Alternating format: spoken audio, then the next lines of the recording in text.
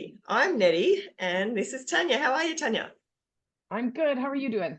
Yeah, pretty good, pretty good. My husband's got COVID at the moment, so it's a different world for me at the moment. But anyway, I'm living isolated up the other end of the house.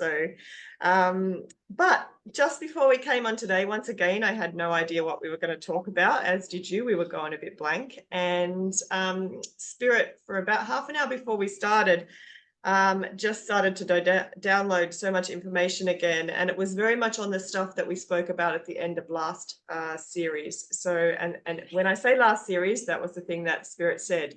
This is episode 1 of series 2 for us. So we're going to start a new series, which is exciting. And what they were calling it was the realignment.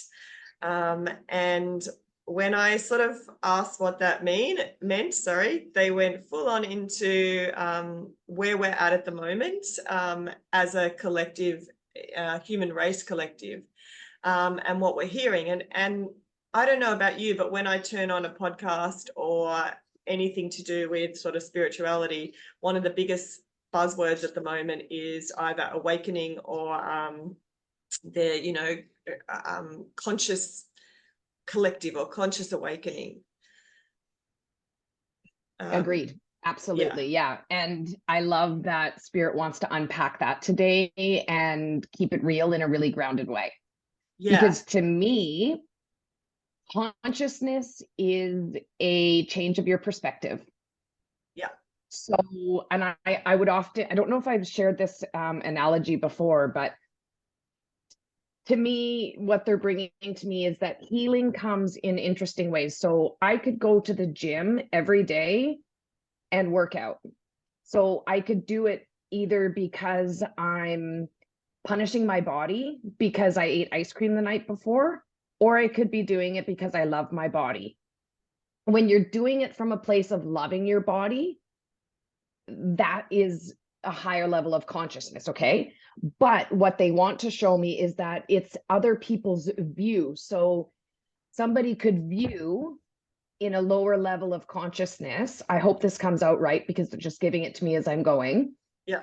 A lower level of consciousness as, oh, look at this person. They're so fit and wonderful because they're going to the gym every day. A higher level of consciousness lets you see the motivation more so behind that.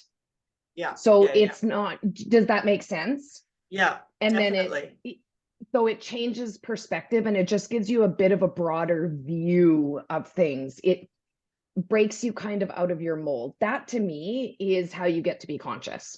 Yeah. Yeah, no, fabulous in a very, analogy. very simple way. Yeah. And I think one of the number one things that they said throughout this download, which actually that of course runs in line with, is making sure we understand what it is and understanding the difference between the two, which is what you've just done then. But they were saying to me that that Spirit is concerned that there is a falsified expectation to what getting to that consciousness is. And that is what they wanted us really to talk about today and to understand. And so that Spirit was concerned that there's a lot of fear. There's a lot of people feeling like they've missed the boat, that why am I not connected? They're hearing that someone else is talking to aliens daily and someone else is, getting into these 2-hour meditations and someone else is, feeling that they got levitating out of their body, and they're like, well, why aren't I seeing that? And there's the blue light movement. They're like, I'm seeing blue light everywhere, why aren't I seeing any blue light? Those sort of things is actually really worrying, Spirit, that the message that they're giving to people and to these leaders, they're getting the message out, but some people are receiving the message incorrectly, and they're not saying in any way that the message that these people are giving is incorrect, because it's not. It is correct. But what the important thing that they said was, you will hear about an awakening, but is actually awakening as a human race. It is more of an alignment rather than an awakening into something that humans haven't had before. So over the last 100 years, and modernism and the way that the human culture, in particularly, they spoke about the Western culture. And you will find that the people that are being attracted to a lot of these things at the moment are actually the Western female culture. both male and female, but the stronger version of it is the Western female culture. And it's because we got the furthest away from where we were meant to be. And where we're going to go and going to move to realign back to where we should be. And that was what we talked about in the last podcast of last series, number 15, was that there's a certain percentage that we should be balanced per our age group for soul and physical balance.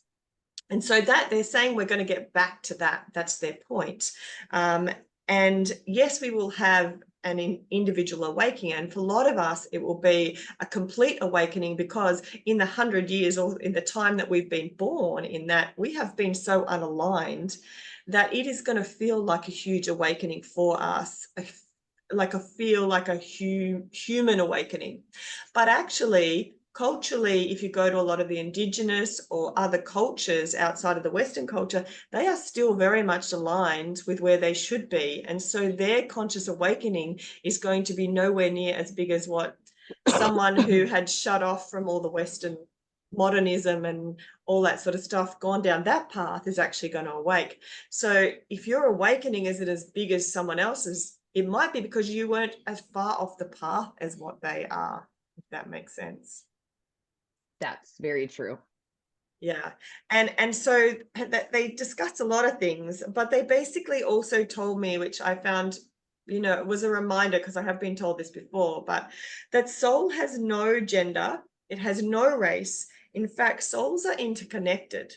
And so if someone feels like they're missing out, or they're not the chosen one, or they're, for some reason, they are, because your soul is a collective. And that's a little bit hard to understand, and I don't think you need to go into it anymore, just to know that we are all interconnected, and that our paths moving forward are our path as one. And so you're by coming, like being more awake or being more consciously aware, doesn't mean that you're going to see hear ghosts, or you're going to see ghosts, or you're going to hear spirits, or you're going to speak to aliens, you're going to do anything. In fact, the majority of us will not do that, but we will be happier.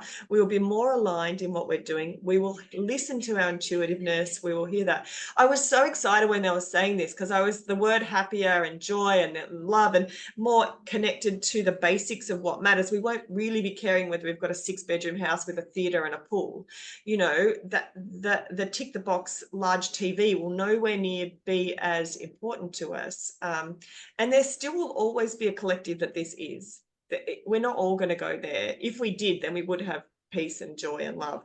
But the fact is, I asked the question, does this mean that we're going to have no war and no fighting and no? Now, remember, this download's coming super fast, and I'm getting all this information, and this only happened less than an hour ago. So, and I was kind of like hopeful, and I got a very, unfortunately, no, that's not the answer. That's not where we're going. Humans have those the greed and the hate and the things are all part of being a human. But what we will be doing more is we'll be more aligned with our soul's journey.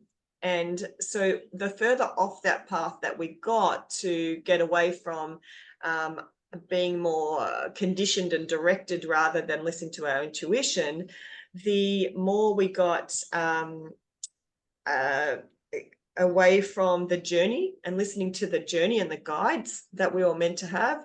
And so we could go through a whole lifetime and actually not achieve much at all, because we weren't listening to our intuition. We weren't following our paths that were meant to be in front of us. And instead we were listening to the crowd, to the marketing, to the modernism. And so we're going to have a natural push away from that. We're going to have healthier eating, those sort of things. We're going to have healthier, we're going to start talking more, was one of the things that they said. So the more that you get in tune with yourself, the more you lose barriers, and the more you drop that fear barrier that if I say something out loud, someone might say, oh, that's terrible, or, you're on this ladder and you're going to get knocked down on your ladder.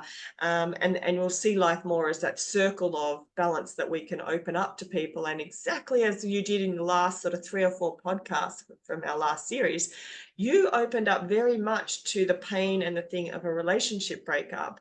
And that that discussion is what's then going to get other people talking about that to their friends or to their family or back on our podcast to talk to us. And those sort of discussions are going to be one of the roads out of the dip that human society were in, the distance they were from the path, and part to our, if you want to call it, awakening. So, but they're saying the right word is realignment as a human race. So yeah, it's pretty cool. And I think that's fabulous, because it's very common to see sort of that consumerism. And you said, you know, people aren't going to be as worried about having the TV and the pool and the big 6-bedroom house. But I think it's fair to say it's also okay to have the 60-inch TV and the big house and the pool in the backyard, as long as that's not sort of like your main motivation. Yeah. You know, there's a saying in the movie The Matrix where the steak still tastes good or something like that. We're still allowed to, you know, be abundant and enjoy these different things in life, but it's about it not being our main driving point. So something that happened to me and has happened to me for quite some time is that I'll make my own decisions based on how I feel and what works for me. So it's not somebody else. And I used to, you know, what should I do? What should I do? And people would give me advice and I would do that. And now it's very much in alignment with what works for me. And it's not, oh, okay, so this person talked this way to me, so I must now respond in this way because that's what you're supposed to do, or that's how you're supposed to set a boundary. And it's like, no, I'm responding this way because this doesn't work for me. Yeah. Or, you know, I know a friend that has a daughter who doesn't like the gender pronouns, so she goes by the they and them, and went in the summer to this summer camp that was all about like non-binary. And I'll be honest, I don't know the words super duper well, but like to a non-binary, like just everybody's welcome sort of camp, and she had a great time and she loved it. But I sat her down and I was like, you know, we have so many choices right now, and you don't choose this. And I'm not saying there's anything wrong with choosing it, but don't choose it because it's what people are doing. If this completely and totally resonates with you, cool, do it. But don't be a lesbian because, and this is just this particular situation, don't be a lesbian just because that's what all the girls in school are doing. Yeah. You know, make sure that you're making decisions based on what truly aligns with you. And if that aligns with you, that's awesome. Yeah.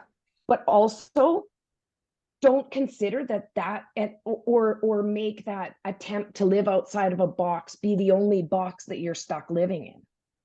Yeah. Yeah. So yeah. where, And that word I'm a comparison. lesbian, and I was just attracted to a man, and oh no, I can't be attracted to a man because I'm a lesbian. And it's like, no, like intuitively move through life with what works for you. And I really hope I'm not offending anybody by bringing gender into it, because that's not anywhere where I'm coming from. I'm just trying to use that as an example of making truly authentic choices.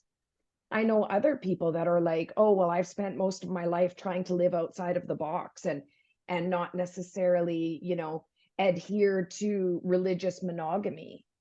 And it's like, but hold on, you can still choose monogamy. You can still choose having a life partner, but not have it be about society telling you that that's what you're supposed to do. You can still choose it because that's what you want.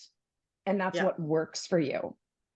So that's what I think it is it's making these decisions based on what works best for you, that we're not just kind of walking around choosing, you know, monogamous relationships because that's what everybody does, or choosing to have a husband that works and the woman stays home, you know, and raises the children. Like, if that's what you want and that makes you happy, cool, do it, but don't do it just because that's kind of what everybody does. So that's how they're showing it to me, is it's this breakout of, wait a minute, why am I doing this? Yeah. This doesn't actually align with me. Why am I so worried about the shape of my lips? You know? Yeah. Because all of that, that's consumerism.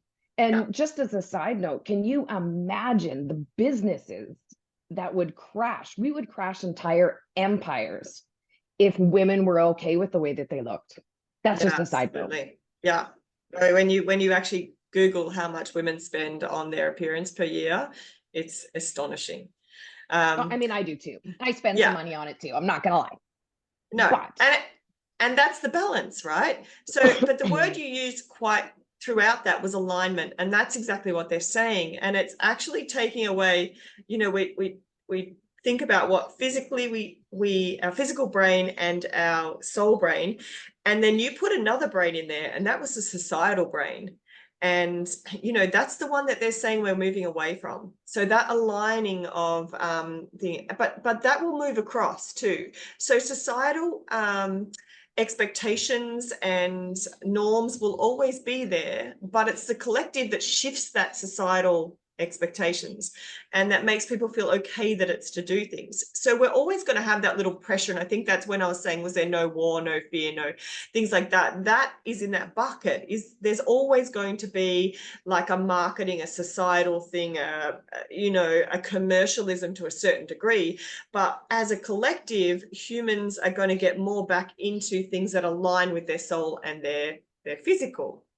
And so yeah. they won't, things like needing a TV in every bedroom, was one of the things that they pointed out. But as you said, they're not saying don't have a TV or don't have a TV in your bedroom. It's just that you're going to find that you're not going to want to sit and be entertained as much, because things like cooking, they showed me a scene which I loved, of getting frozen food out of the freezer and putting it into a microwave. Now, I come from a family where we grew our own food and we cooked our own food, so this doesn't really relate to me, but it is more a collective sort of discussion that they're going. And then they had the family, the husband, the wife, and a child actually cooking together and talking and discussing. And they said this is one of the biggest shifts that you can make in actually making food together, taking the time to make the food together, showing love during that time and moving. So if it is that half hour each day that you do that together, and we all call ourselves so time poor, but I remember when I stopped doing this with my own family because we got busy and I would just make stuff and not do it. When I moved back to having them all say, come on guys, we're all doing this together, it was so much stronger for our family, and we actually laughed a lot more, we enjoyed our time more, and we needed less time together outside of that meal time, because that became our time. Something that you have to do, you have to eat, right, became Yeah. the time together. And so Spirit's saying it's actually really simple changes. So don't look for massive aha moments, or that the family's got to start rolling out yoga mats and meditating together, because you can do that, but you don't need to do that. That's not where they were trying to push people. That's not where they were trying to, the path of the road they were trying to show. But it's the road that's looking like it's sort of shining, and everyone's going, do this. And the other thing that I felt was really important was they said that as we move forward, our society, our generation over the next 10 years, unfortunately, is going to have to pay for a lot of this knowledge that we lost. So we'll be doing courses, and we'll be doing, paying for herbal books and things like that. But what we should have been doing is passing down that through generations. And we stopped doing that, and we started to go to supermarkets and convenience, and we're still going to go to supermarkets, convenience. Don't get me wrong, they're all still going to be there. Our choices within them are just going to be different. And it's going to be a slow burn. We're slowly going to go, as we slowly came into it, we're slowly going to go out of it. And we will be considering more about the healthiness that we put into our bodies, but we'll also then be saying to our children, when you've got a cold, try this herb or try this sort of thing. If that makes sense. So, it was talking about that, and it sort of said we'll start to get together more as groups and understand that collectiveness of discussion and of touch. And we both value touch so much, and they're saying we'll actually move back to that. And so will men, which was interesting that they brought up. I was just remembering a line that they said, that the Western men are not very good at touch as a general group, And Oh but our my younger, gosh, have I ever noticed that when I travel like to like Mexico or whatever, I see these men with their children and their families and they're all over each other. They're touching and they're kissing, or you see men like holding hands, arms around each other, patting each other on the backs. And in our Western society, it doesn't happen because it's almost considered like weird. And yeah, I also think there's been this very new age sort of toxic teaching that we need to be autonomous and we need to be on our own and we need to heal on our own and we need to go through these things on our own. And it's like, no, we yeah, need community, we need people around. All healing happens yeah, in yeah, relationship of, I don't mean love necessarily or romantic relationships, but that's how we grow, is within a family or friendships or whatever. And so I love that this is all that's being said. I love it. I love it. Carry on. yeah. Let me think. I've got to read my notes because I was literally just, throwing it down. They talked about the art of discussion. We talked about that. They talked about community, that community will look different to what it did 100 years ago because we have advanced so much in technologies. So they're not suggesting dropping their technologies will happen.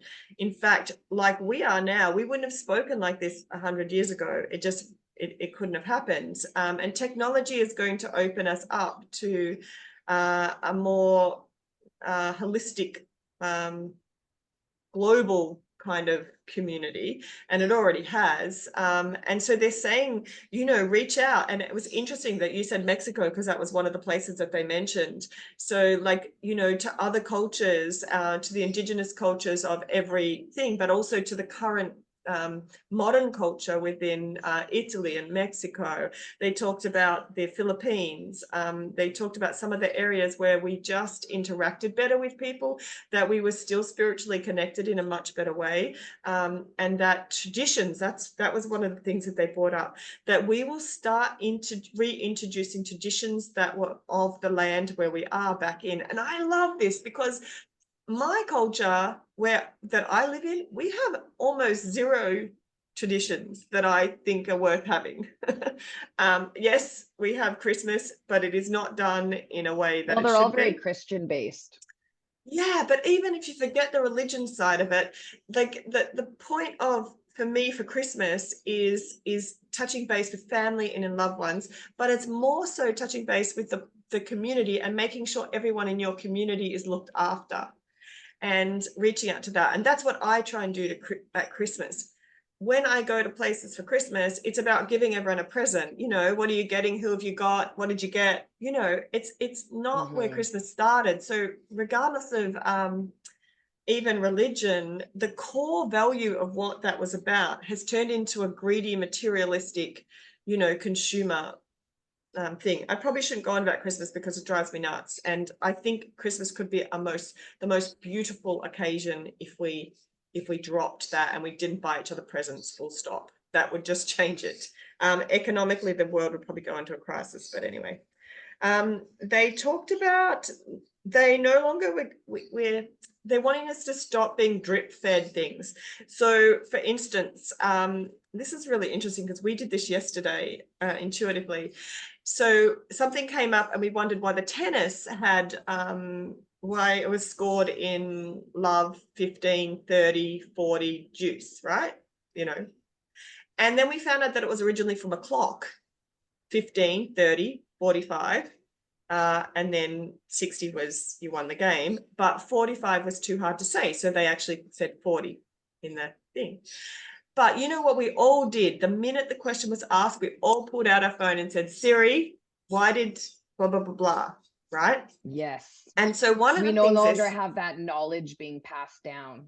yes, we are getting our knowledge from a computer, which is fed in from so many people, but we don't know who wrote that. We don't know who put that in. So we're not being fed things, and facts like that, great, it was cool to know, but where did that come back originally? Like, you can go and find all that information, but none of us went intuitively to go, I wonder why, right? And if we had sat there and thought about that, and wondered why, we probably may have come up with a clock. You know, if it was 45, we probably would have, but knowing it. But they're saying that instant of going straight to I'll just ask the source, get the knowledge, it won't be retained in your thing because there wasn't enough research involved, it'll just disappear again. So this instant knowledge that we're going to lose, we can't pass on because it's too fast going through our brain. So when you actually get told something over and over again by mom or by nana or by your neighbor or by your teacher, you then remember it. It's that repetitive kind of thing. And so culturally, they're saying to make this shift, one of the best things we can do is go back to those core the core understandings. And if you do learn something like that, then you teach them that. And you know, understanding why tennis has its scoring thing is probably not one of the things that they were pointing out, but it was a reminder for me that was the first instinct. We went, oh, click straight to our phones, and 3 people sitting together just go straight up to their phone. One of them was way up the other end because he had COVID, but the other 2 of us sitting crouched in one corner, we're looking at that. So yeah, so they talked a lot about diet, they talked about mind and anxiety and you know, the stresses that we have in life, and that all these little things of actually realigning back will actually help dissolve a lot of those. Anxiety will always be a part of our life, but it will be such a small part like it used to be, not such a big part. And especially because we have modernized so much that our health and our wealth is actually at a better level. And if we learn to distribute that in a kinder way, a lot of the issues that they had back in the 1800s, when they were more spiritually aligned, they won't have to worry about as much. So we'll even be better off as a human race, but more aligned. And this is like the time frame that I saw was like 40 years. So, you know, I'm 50, possibly won't make it to the end of it. I might see it getting aligned properly, but it's wonderful to know that children coming into this world are getting that alignment. And we were talking about the men earlier too, and I noticed with my son's friends, so my son is 18, that they are more touchy. We went on a houseboat for my son's 18th birthday, and the discussions that they had, my son and my husband and I were talking about, and we would never have spoken like they did. They were there, the boys' knowledge of the female as a collective, like a male and female sort of merged into one, was so much more than what it would have been like in Andy's era. Like he would never have sat on and chatted to his mates about, you know, the even periods and things like that they were talking about. They were talking about the moods that they go through, running in line with moods that females go through. And is there really a male or female, like, is there a difference really in mood swings? You know, how much of it is that they could sort of feel themselves in that way? And, you know, some of them were much more into that than others, but it was really interesting because I'm like, there's no way in the circle of friends that we had at that thing that the boys would have been talking like this. No way. So I think it's already happening, which is really good to see. It needs to happen a lot more. I've certainly noticed that with Kevin's and my kids, them being very emotionally intelligent. Yeah. And understanding situations from such a depth that I actually found it fascinating how emotionally intelligent they really were. They were surpassing plenty of adults that I know. And that's what we used to be like. And especially as children, they were like, their balance of emotional intelligence is high, but we've been conditioned out of that. And so it's really good to see that already coming back through. You can see how in 40 years time we can have that, because this generation is going to move up into that area. And as long as our generation, you know, those in their sort of 40s and 50s and even 60s don't quash that too much, and then if we can start opening up to that and saying, yeah, that's the way I see it, or that's why I'm there, I think it's going to be, you know, that's going to help it sort of move forward. I was wanting to touch on community, because I have a few lovely people in my life, and like one of my buddies, we went over to his house the other night, well, not the other night, a month or two ago, and we were helping him skin a bear and a wolf.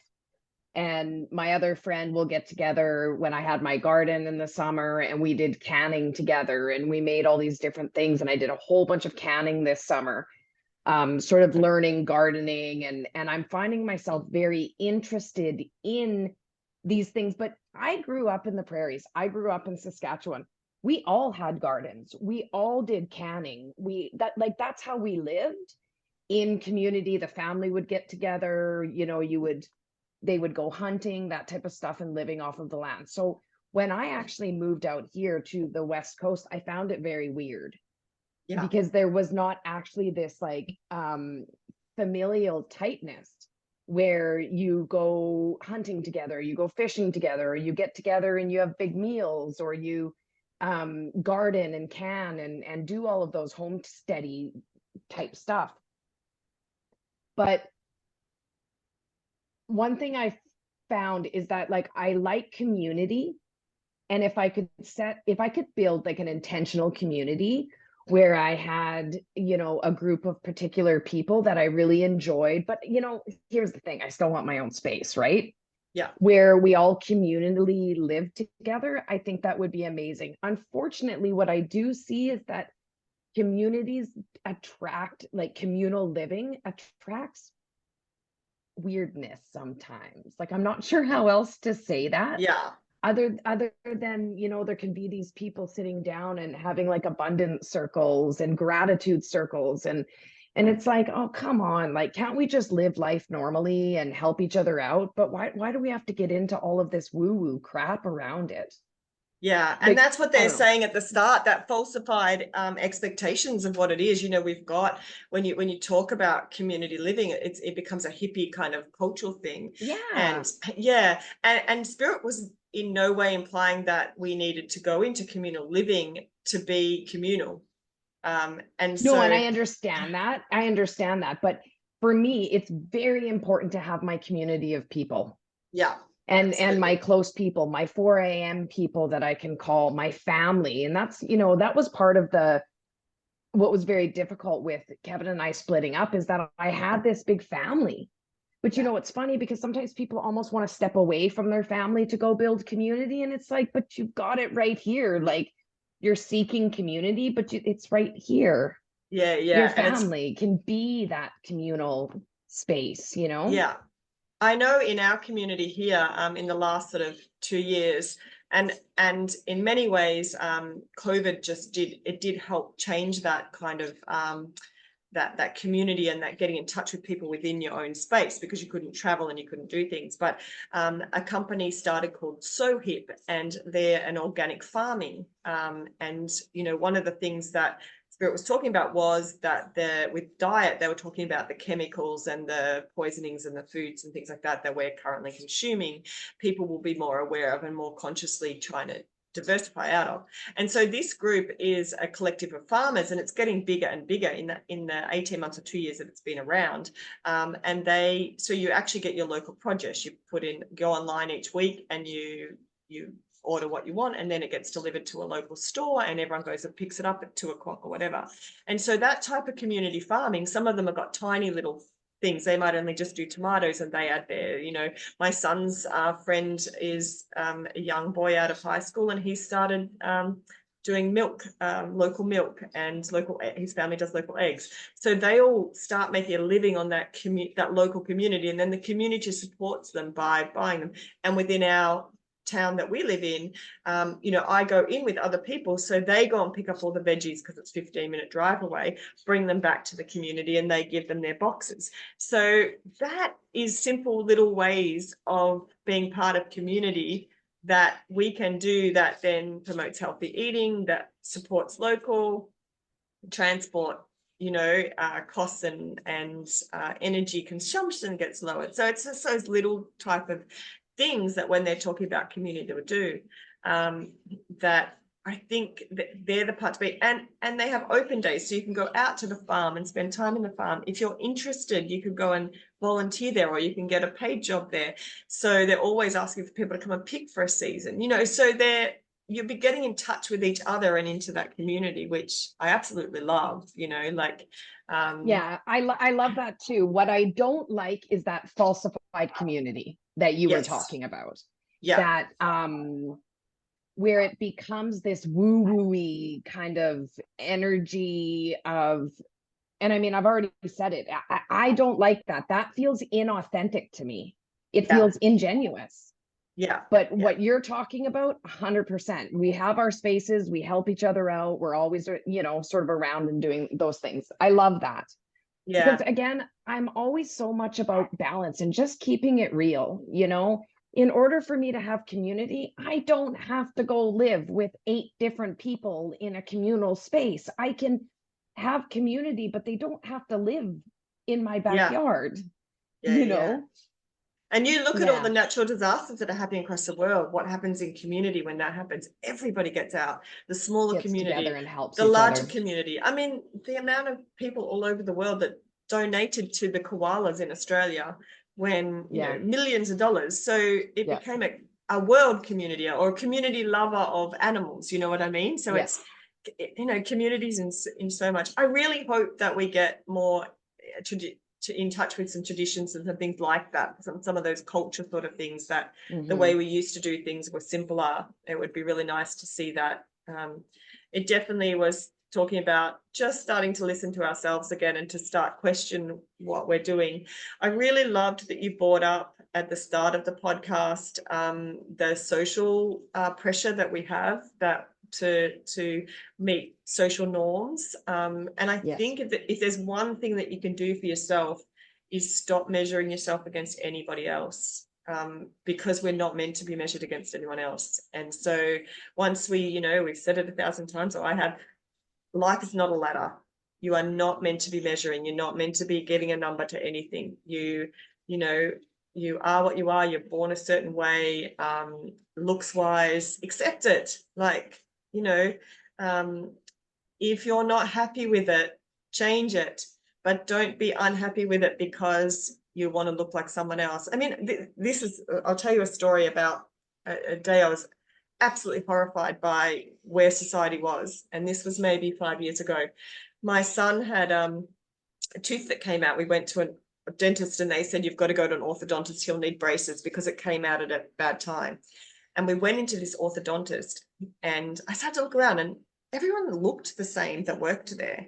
The women all had the same smile and the same teeth. And I mean, they were dressed the same, but they all had the same haircut. And it was kind of like a movie, like a robot kind of AI movie. And I'm looking around and my husband was there as well. He never comes to those appointments, but it was, we were in Port together, in the main town together. So we went in as a family. And I'm looking around going, everybody looks the same. He's like, shh. I'm like, this doesn't feel real. Pinch me. This is a bad dream. One of Anyway. these things is not like the other one, and it was you. So we get through this, like we're in this thing, all these parents sitting with their child, and we get through to the one male dentist, that the guy who works on, there's like 8 or 9 or even 10 females running around, and they get you into your room and they come along and 2 of This them are was there. clearly his ideal of what a woman should look like, hey? Absolutely. So we're there and he's looking at teeth. He goes, okay, so what we can do is we can give him braces and we can do this realignment, and I'll give you a thing of what his teeth will look like. We'll get this. And so he'll have the perfect exact teeth that he should have. And I said, okay, so you're just going to realign that little tooth that's out. And he goes, no, at the same time, we'll get every tooth lined up to where they should. And his top and bottom will go exactly where it is. And he'll have the most perfect smile. And I said, well, he's got a really beautiful smile already. And the guy's looking at me and he said, oh, no, we have a signature smile that we can get. You're like, yeah, I noticed. I'm like, so you want him to look like everybody else? He said, yeah, I can walk down the street and I can tell you all the people that have got my smile from my place. And I'm like, I don't want that for my child. I love his face. I love his smile. I want him to be him. Don't want to tell him that I've brought him here to make him have a better looking smile for society that suits your tick. And my husband is just got his hands in his head because I'm actually saying this out loud. Good for you. There's no inner head here. It was just He had no idea. The women that were standing up behind him, they were just like looking away. Nobody knew what to say. And I'm just there going, I said, I don't think this is for us. Like, I just want to get the medical thing done. If medically, for a health reason, he needs that tooth realigned, then yes, tick, let's do it, get it back to where it is. But if you're talking about a cosmetic thing, I don't want this. This isn't what the message I want to give my son or anyone else. And then he goes, Yeah. okay. And then the lady goes, okay, we'll take you to the front. You can sign the paperwork. And I just like going, They're like trying to get rid of you. Get her out of here. And it was these open like corridor things as well. So everyone in the other ones waiting could hear me. But Mm, it was like a wake-up call for me. I mean, we live in the country, so we don't see that, no one here gets Botox in their lips. No one's doing it, so no one's pressuring anyone, so no one knows about it. But you go into the city and you see that, or you go even yeah. closer to the city. So for me, this was in my town. This was in the big city near me, half an hour away from where I am. This is happening. This is where we're all trying to like mirror ourselves to one person. And I was devastated that a 10-year-old boy was being told that he Yeah. needed to correct his smile. Like, Yeah. come on. I think the message, thank you so much, by the way, for sharing your download. And I think it's beautiful and wonderful. But to me, if I could sum it up in a very grounded way, is not that your way wasn't grounded, you know what I mean, is live authentically. So, like you just said about your son, you're going into somewhere and he's supposed to look, and it's like, no. Yeah. So make decisions based on what works for you. If you want to get married and have 1.5 children and live in a white picket house fence, because that is truly, truly what you want, fabulous. Don't just do it because that's what everybody does. But also don't try to live completely outside of the box to point your finger at the box that other people are living in to say, oh, well, look at them. They're just following social norms. Well, all you're doing is moving from one box to another box to try to prove that you're not in a box anymore, when in fact, you're very much inside of a box. Right? So it's making those authentic choices that align with you. And one thing that COVID really brought for me was like when we used to have to line up outside of grocery stores in order to get our food. I was like, oh my God, we are literally 5 days away from complete and total mayhem and madness. So, learn these skills again. We are going to be learning these skills again, to hunt, to fish, to can and homestead and create our own food. And it's not because something catastrophic is coming, it's because these are significant skills that we've lost. Yeah. The other skills that they're explaining are going to becoming more important, and you spoke to it, was the talking to each other. People's ability to manage conflict does not exist anymore. Yeah. Or even just to talk to people. Like, there's the, okay, we don't have to respond within 20 minutes of receiving a text message, but for God's sakes, don't leave it for 2 weeks. Like, Yeah. that's just a complete disregard for human connection. And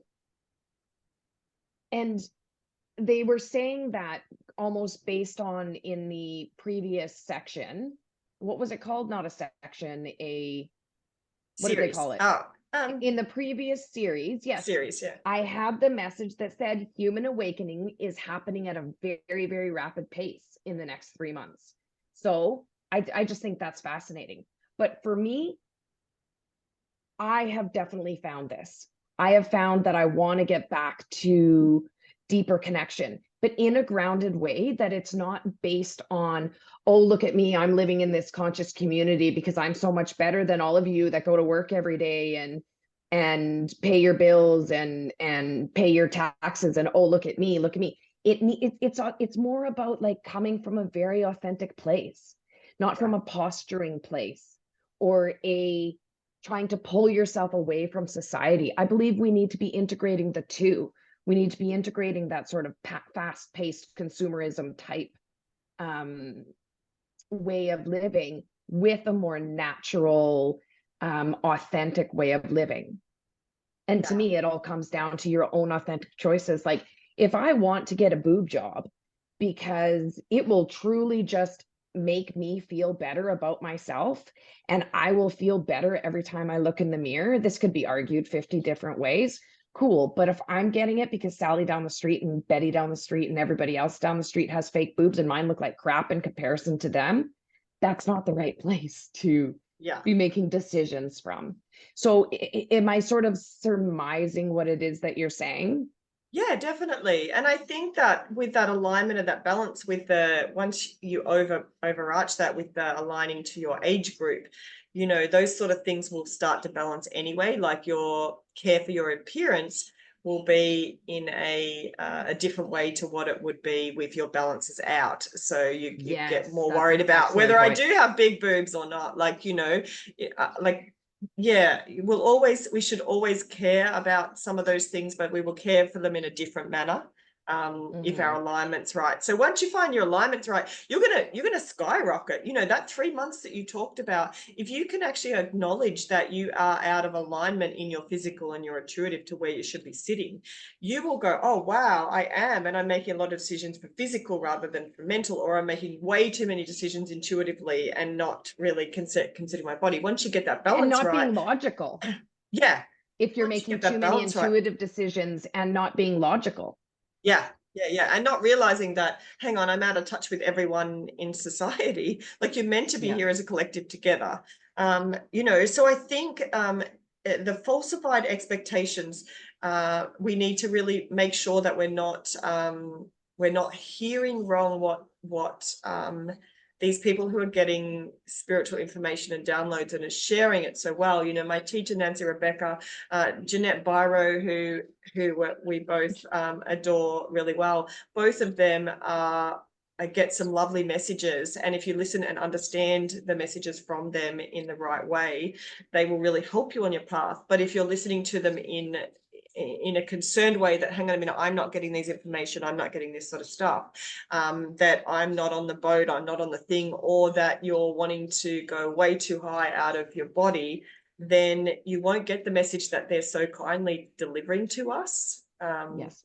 Yeah, and that's where that we get a falsified kind of thing of what the awakening or the open consciousness is. It's an alignment back. And you said what we've lost, and if that's true, what we've lost, we are now finding.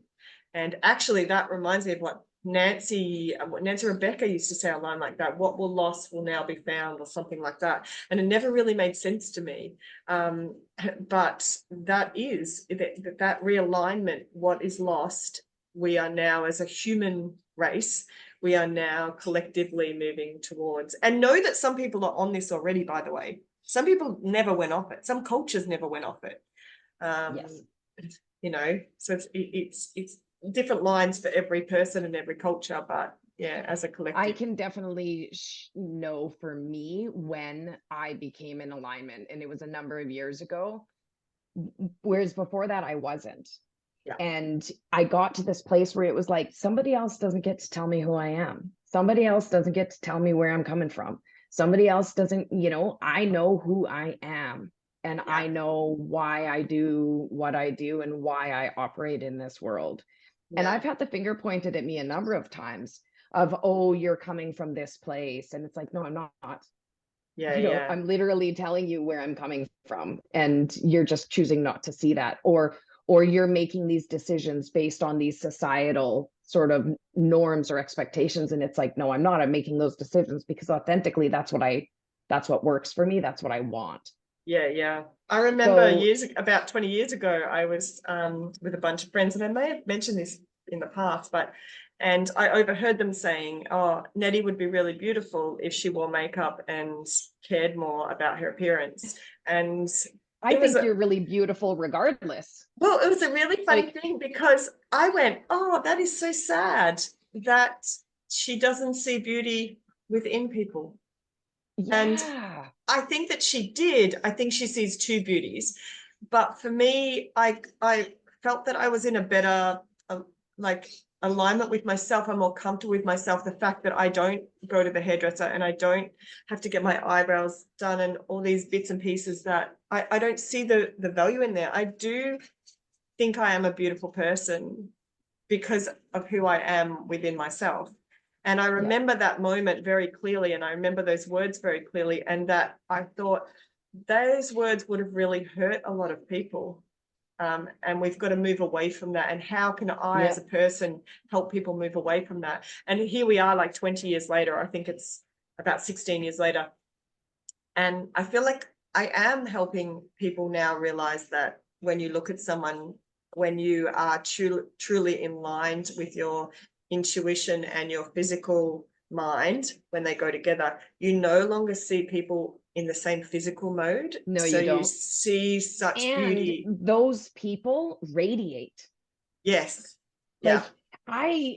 I recall seeing this woman once, and she was just like walking down the street, and I was like, she wasn't necessarily what you would consider very super attractive on the outside, but she glowed.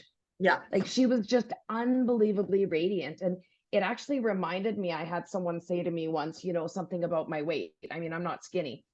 And they said, you know, some people would judge your weight as being overweight. And I'm like, I don't know why you see that. I'm like, I see myself in the mirror and I think I'm an actually beautiful woman. Yeah. Yeah. Yeah. I've got some curves and like, I'm okay with that. Sometimes Yeah. I'm not, you know, I'm not always, but I'm like, I'm okay with who I am.